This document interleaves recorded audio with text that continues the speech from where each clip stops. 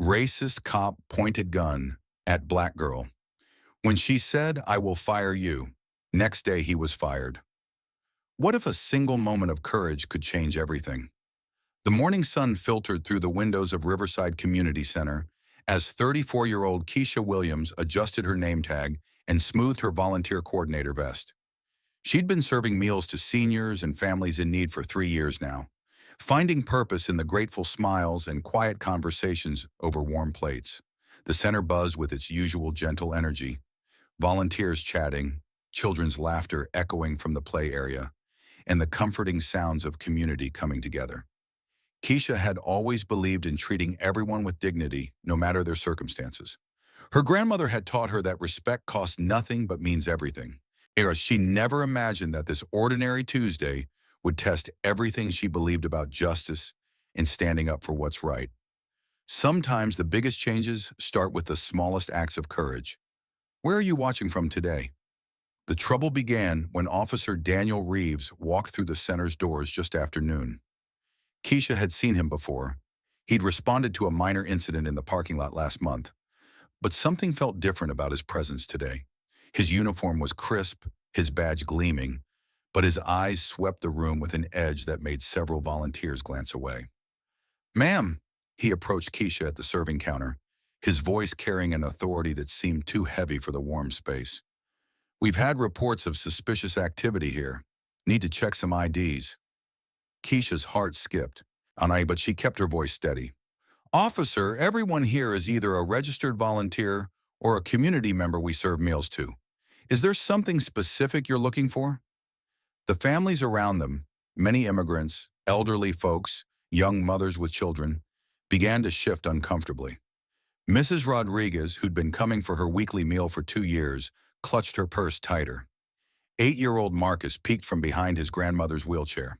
"Don't question my authority," Reeves replied, his hand resting on his belt. "I'm conducting an investigation." But there had been no reports. Keisha knew this because she'd spoken with the center director that morning about the day's schedule. Nothing unusual, nothing that would warrant police attention. And as she watched Officer Reeves's gaze linger on the darker faces in the room, while barely glancing at others, a cold realization settled in her stomach. "Officer, with respect," Keisha said quietly, "I think there might be some confusion. Would you like to speak with our director?" His jaw tightened. "I don't need to speak with anyone except the people I choose to speak with. Now step aside." The room had grown quieter, conversations dying as more people noticed the tension. Keisha felt the weight of dozens of eyes, some fearful, some hopeful, all looking to see what she would do next. What happened next would replay in Keisha's mind for weeks. Officer Reeves began approaching tables, asking only certain people for identification, and the pattern was impossible to ignore. He bypassed the white volunteers entirely. It moved past the elderly Italian gentleman who came every Tuesday, but stopped at every table where Black or Latino faces looked up at him with growing anxiety.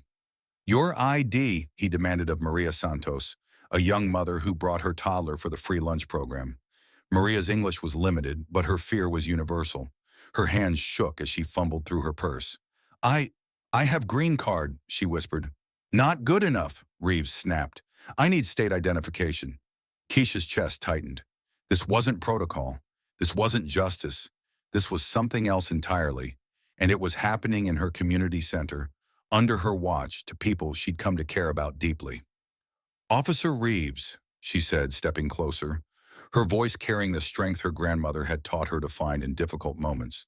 "Torino, I need to ask you to explain the nature of your investigation. These are families, volunteers, people who've done nothing wrong." He turned on her then, his face darkening. "Are you interfering with police business?" "I'm asking questions that any reasonable person would ask." The room was silent now except for the hum of the refrigerators and someone's quiet crying. Even the children had stopped playing.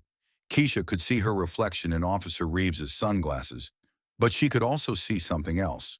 A man who'd forgotten that the badge was meant to protect, not intimidate. "Let me make something clear to you," Reeves said, his voice dropping low and dangerous. "I don't answer to you. I don't answer to anyone in this room. And if you keep running your mouth, you're going to find out exactly what happens to people who don't know their place." The threat hung in the air like smoke. If this moment touched your heart, please give the video a thumbs up. Keisha knew she stood at a crossroads that would define not just her day, but possibly her life. The next few seconds stretched like hours. Keisha could feel her pulse in her throat, could hear her grandmother's voice from years past. Baby, there comes a time when staying quiet becomes its own kind of wrong. Around her, she saw faces that had become familiar over 3 years of service. Mr. Johnson, who always saved his dessert for later. Little Sophia, who practiced her English by reading to the seniors. Mrs. Park, who taught origami to anyone interested. These weren't statistics or cases. They were her community. Officer, Keisha said, her voice steadier than she felt. I understand you have a job to do, but what's happening here isn't policing. It's profiling, and I won't stand by and watch good people be treated this way. Reeves stepped closer, close enough that she could see the anger flashing in his eyes. You think you can tell me how to do my job? You think your little volunteer badge gives you some kind of authority over me? I think my humanity gives me the right to speak up when something's wrong. That's when he made the choice that would change everything. His hand moved to his weapon, not drawing it, but resting on it in a gesture that was unmistakably threatening. You want to keep talking? You want to keep interfering? Because I promise you, this can go a very different direction. The gasp that rippled through the room was audible. Mrs. Rodriguez crossed herself. Marcus's grandmother rolled her wheelchair backward, and Keisha Williams, 34 years old, volunteer coordinator, daughter and granddaughter of strong women, made a decision that surprised even her. Officer Reeves, she said clearly, her voice carrying to every corner of the room. Threatening community members isn't protecting and serving. It's abuse of power. And I want you to know something. Actions like this don't just disappear. People are watching, people remember. And if you continue down this path, I will personally ensure that your superiors know exactly what kind of officer they have representing their department. She paused, her heart hammering, but her resolve solid as stone. In other words, keep acting like this, and I will fire you. Have you ever faced something like this? Share your experience in the comments below. The silence that followed was deafening. Officer Reeves's face went through several shades of red before settling on a dangerous purple. His hand tightened on his weapon, and for one terrifying moment, Keisha wondered if she'd pushed too far. You'll fire me? He laughed, but there was no humor in it. You'll fire me? Lady, you have no idea who you're dealing with. But Keisha did know. She knew she was dealing with someone who'd forgotten that police officers work for the community, not above it. She also knew something Officer Reeves didn't. In her nervousness, Maria Santos had been recording on her phone since the confrontation began, and the video was already uploading to her social media. I know exactly who I'm dealing with, Keisha replied. When someone who's forgotten that the badge comes with responsibility. What happened next unfolded quickly. Reeves, perhaps realizing that his threatening posture was being witnessed by dozens of people, made a choice that sealed his fate. Instead of de-escalating, instead of stepping back and reassessing, he doubled down. You people always think you can run your mouths, he snarled, his hand still on his weapon. Always think you're entitled to something. Well, let me show you what entitlement gets you. He began to draw his gun. The screaming started immediately. Children cried, adults shouted, chairs scraped as people tried to move away. But Keisha didn't move. Something in her grandmother's strength, something in 3 years of serving this community, something in the simple rightness of her cause kept her rooted in place. Shumern, stop! The voice came from behind Reeves. Officer Patricia Chen, his partner who'd been waiting in the patrol car, had finally entered the building. Reeves, what the hell are you doing? The weapon froze halfway out of its holster. Chen's presence seemed to break whatever spell had fallen over the room. Put it away, now! She threatened me, Reeves protested, but his voice had lost its edge.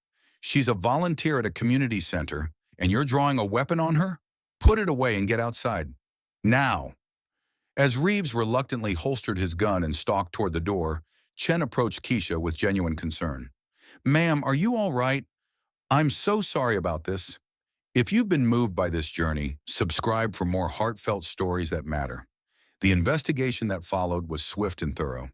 Maria's video, yes, shaky but clear, showed every moment of the confrontation. Within hours, it had been shared thousands of times, not in a spirit of viral entertainment, but as evidence of something that needed to change. Captain Sarah Mitchell arrived at the community center that evening to personally apologize and begin the formal investigation. Officer Chen provided a detailed account of her partner's behavior, describing a pattern of aggression and bias she'd been concerned about for months but hadn't known how to address. Ms. Williams, Captain Mitchell said as they sat in the center's quiet office, "What happened today was unacceptable. Officer Reeves has been suspended pending a full investigation. But I want you to know, your courage today didn't just protect the people in this room. It protected future communities from facing the same treatment." The hearing 3 weeks later was thorough and fair. Officer Reeves was terminated, his certification revoked, and recommended for charges of threatening behavior and civil rights violations. But more importantly, the incident sparked policy changes in the department. Mandatory bias training, community oversight protocols, and a civilian complaint process that actually worked.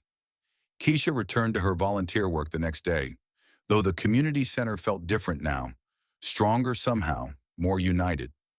Mrs. Rodriguez brought her homemade tamales to thank her. Little Marcus drew her a picture of a superhero that looked suspiciously like her. Mrs. Park taught her how to fold a paper crane, explaining that in Japan, they represented hope and healing. "You know what the difference is between vengeance and justice?" Captain Mitchell asked during her final visit to the center. "Vengeance stops with punishment. Justice creates change." Keisha kept that paper crane on her desk, a reminder that courage doesn't always roar. Sometimes it's as quiet as a young mother recording injustice, as simple as a partner choosing to speak up, as gentle as an entire community deciding to stand together. 6 months later, Officer Chen was promoted to sergeant, and the Riverside Community Center received a Community Service Award. But for Keisha, the real victory was simpler. Families could come for meals without fear, children could play without looking over their shoulders, and dignity had been restored to a place that had always been about hope. If this story moved you, please like, comment, and subscribe. Your support helps us share more stories that remind us of our shared humanity.